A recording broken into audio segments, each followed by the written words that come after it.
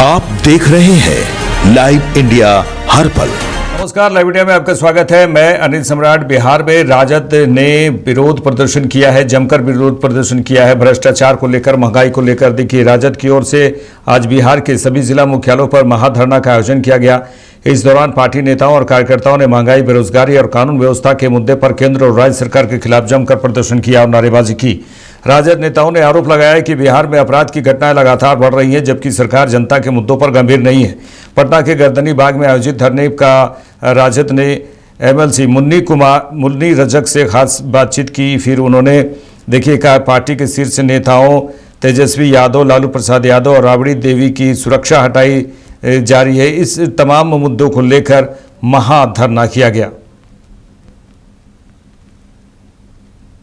लगामी सरकार है, गुंडाबाजी की सरकार है, छात्र लोग का दमन कर रहे हैं, अमन चैन को दिन भी छीन लिया है, महंगाई दे दिया है, बेरोजगारी दे दिया है, झोपड़ी उखाड़ने का काम कर रहे हैं, भूमिहीन को कबाड़ने का काम कर रहे हैं।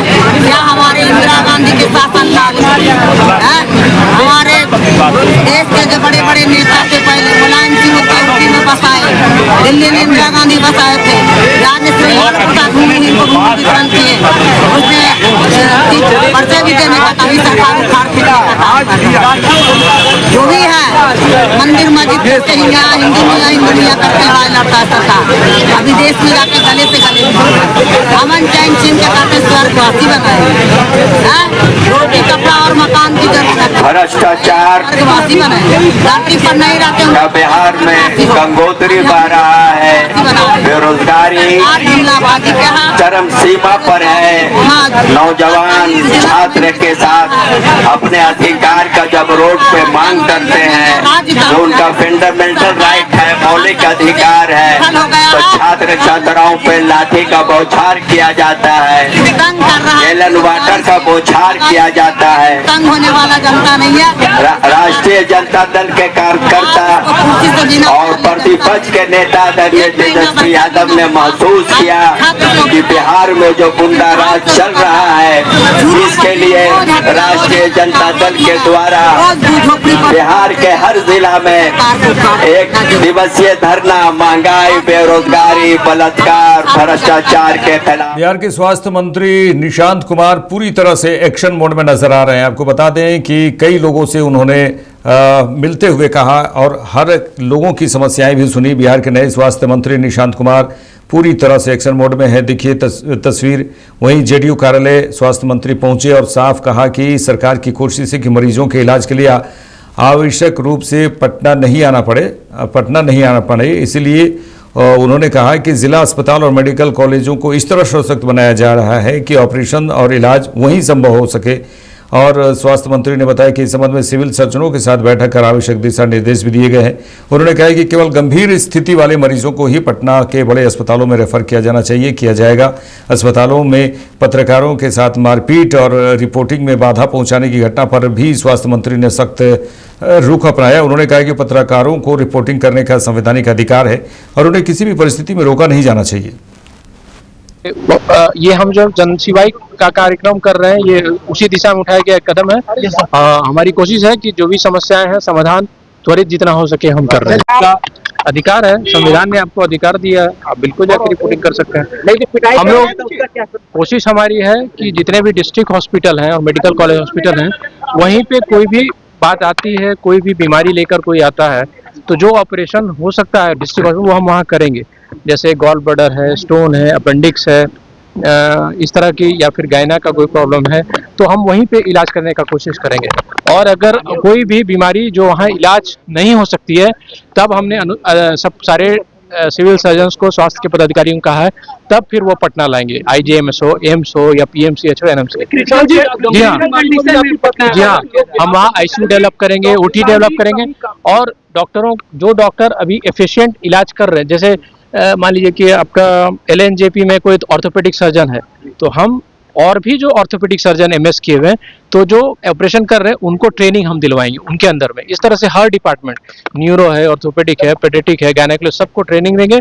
और जितना हो सकेगा, जितनी बीमारियां, वो सदर अस्पताल, डिस्ट्रिक्ट हॉस्पिटल में ही उसका निष्पादन करने की कोशिश करें। और अगर ऐसी बीमारी जो ऐसी बीमारी जैसे ओपन हार्ट सर्जरी है, नीट रिप्लेसमेंट है, तो ऐसे बीमारी के लिए अगर आप पटना आना है तो आएंगे, यहाँ इलाज करें। बाकी हमारी कोशिश रही कि डिस्ट्रिक्ट में ही सब हो जाए। केंद्रीय कृषि मंत्री शिवराज सिंह चौहान पटना पहुंचे और पीएमसीएच का उन्होंने दौरा किया और इस दौरान उन्होंने कई बातें कही। उन्होंने कहा कि देखिए, मरीजों को मिलने वाली जो सेवा है, निर्माण कार्य का भी जो उन्होंने जायजा लिया और बता दें कि पीएमसीएच का पुनर्निर्माण किया जा रहा है। देखिए तस्वीरें देखिए, केंद्रीय कृषि मंत्री शिवराज सिंह चौहान ने पटना के सबसे बड़े अस्पताल पीएमसीएच का दौरा किया है।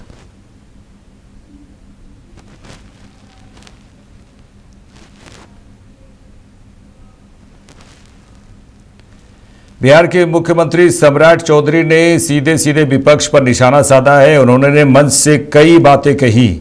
मंच से आपको बता दें कि पटना के फुलवारी शरीफ स्थित ग्राम नदिया में आयोजित प्रखंड स्तरीय सहयोग सहजन कल्याण शिविर के दौरान बड़ा ऐलान भी किया। उन्होंने कहा कि पटना में विकसित की जा रही नई टाउनशिप का नाम पाटलिपुत्र भी रखा जाएगा। मुख्यमंत्री ने कहा कि यह निर्णय बिहार के ऐतिहासिक और सांस्कृतिक विरासत को सम्मान देने की दिशा में एक महत्वपूर्ण पहल है। उन्होंने कहा कि पाटलिपुत्र प्राचीन भारत का प्रमुख राजनीतिक, प्रशासनिक और ज्ञान केंद्र रहा है, इसलिए नए शहर की पहचान भी बिहार की गौरवशाली विरासत से जुड़ी होनी चाहिए।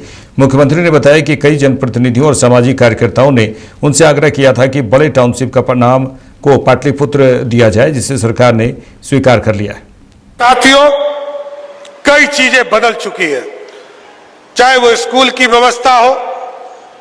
आज यहां लगभग 75,000 हमारे स्कूल खोले जा चुके हैं। शिक्षकों को हम लोगों ने तय किया कि आप गांव के बगल में चले जाओ, कोई दिक्कत नहीं है। हमने बहन, जो हमारी बहनें हैं, उनको कहा है बगल के पंचायत में पढ़ाने के लिए दे दो, और जो हमारे भाई टीचर हैं उनको बगल के प्रखंड में उसको देने का काम करो। लेकिन दे तो दूंगा, पढ़ाना तो आपको पड़ेगा। पढ़ाने के लिए कोई एक्सक्यूज नहीं मिलेगा। आप पढ़ाइए और बिहार के बच्चों को आगे बढ़ाने का काम कीजिए। इसलिए साथियों, आज शिविर में आपके माध्यम से आपके बीच में आया और मां तारा चंडी से लेकर मां मुंडेश्वरी तक मैं आया हूं। अभी सासाराम भी हमें जाना है। तुतला भवानी जैसे जगह को भी मैं, कई लोगों ने रिपोर्ट किया है कि लाखों की संख्या में लोग जा रहे हैं।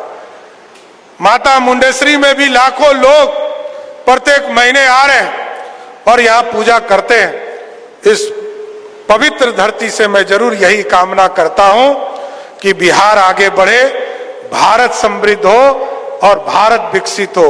इस सपने को साकार करने में ये सहयोग शिविर आपको मदद करेगा।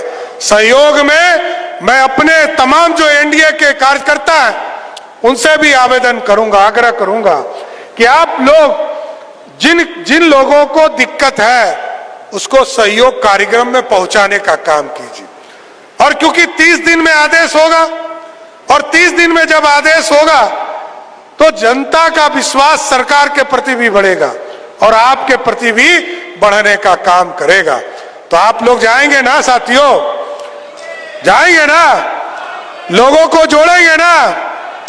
तो देखिए, माता मुंडेश्वरी माता की धरती पर आया और इस सहयोग कार्यक्रम से आगे बढ़ाना है, बिहार को समृद्धि की ओर ले जाना है।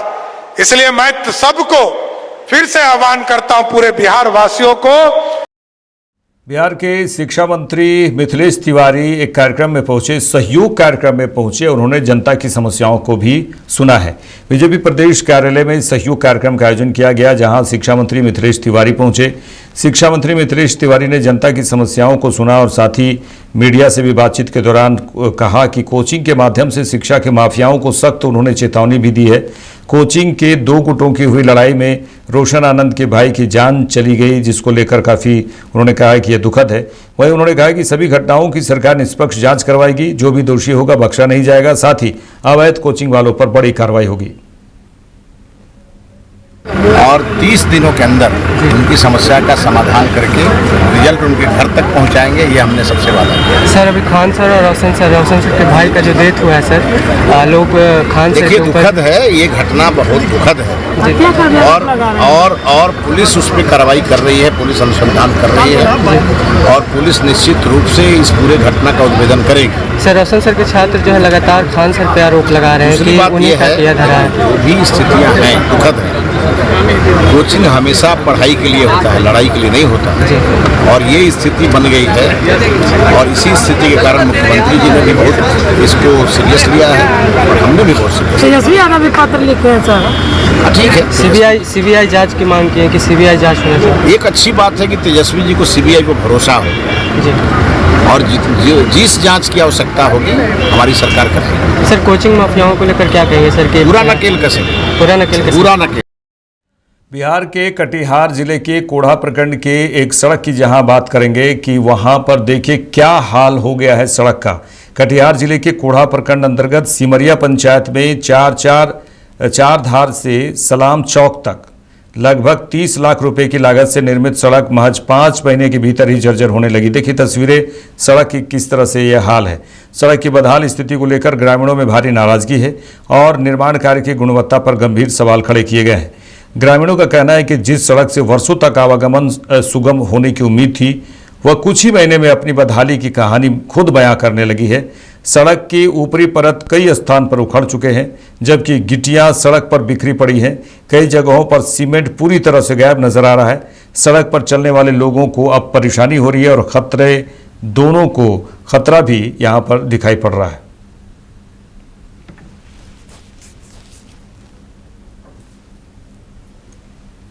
परेशानी यही है, इस रोड जो आप देख रहे हैं ये सलाम चौक से चाणाधार जाती है इस रोड। तो आज से लगभग 3-4-5 महीना पहले पंचायत द्वारा ये रोड बना था और उसके बाद इस रोड पंचायत का रोड बनने के बाद फिर जो है मुख्यमंत्री ग्राम सड़क योजना से ये रोड बनी है। और इस रोड को देख रहे हैं क्या भ्रष्टाचार का भेद चढ़ गया है, घटिया सामग्री का उपयोग किया है। हम मांग करते हैं पंचायत की ओर से और जिला प्रशासन से, डीएम महोदय से कि ये जो है राशि का खुलेआम गबन हुआ है, इस राशि का रिकवरी हो और जो भी ठेकेदार है बोर्ड पर लिखा हुआ उमाकन सिंह या क्या नाम है, उस ठेकेदार का लाइसेंस को ब्लैक लिस्टेड किया जाए और इस राशि को उगाही करके इससे फिर रेट टेंडर करके। क्या है रोड में क्या दिक्कत हुआ? रोड में दिक्कत यही हुआ कि आप देख रहे हैं रोड बिल्कुल जर्जर स्थिति हो गया है। आज से मोटा मोटी 4 से 5 महीना पहले ये रोड बना है। रोड का स्थिति एकदम बिल्कुल जर्जर है। अभी 6 महीना भी नहीं हुआ, 6 महीना भी पूरा नहीं हुआ इस रोड का। स्थिति बहुत दयनीय स्थिति है, ये रोड का स्थिति जर्जर हो गया है। उद्घाटन हुआ है रोड का? उद्घाटन तो नहीं हुआ है, बोर्ड लगा है, उद्घाटन में कोई आया नहीं था, सिर्फ बोर्ड लगा के चले गए हैं, नहीं हुआ उद्घाटन। कितने की लागत से काम हुआ पता है? लगभग वो तो बोर्ड में अंकित है 30 लाख कुछ रुपये का। जी। कहाँ से कहाँ तक बना ये सलाम चौक से आपका चाणाधार भी नहीं, उस मोड़ तक है, चाणाधार मोड़ तक है। क्या चाहते हैं, क्या आप लोग? हम चाहते हैं यही, जनता की ओर से हम चाहते हैं कि इस रोड का फिर से दोबारा मरम्मती हो और उस ठेकेदार को ब्लैक लिस्टेड किया जाए और उससे राशि उगाही किया जाए और जेई और जो भी इसमें संलिप्त है उन लोगों को सस्पेंड किया जाए। कितनी परेशानी होती है चलने में? बहुत परेशानी है भाई, ये आए दिन जो है गाड़ी पंक्चर होते रहता है इस रोड में। क्या नाम है आपका? अजमल हुसैन। मेरे साथ बिहार स्पेशल बुलेटिन में इतना ही। देखते रहिए लाइव इंडिया। नमस्कार।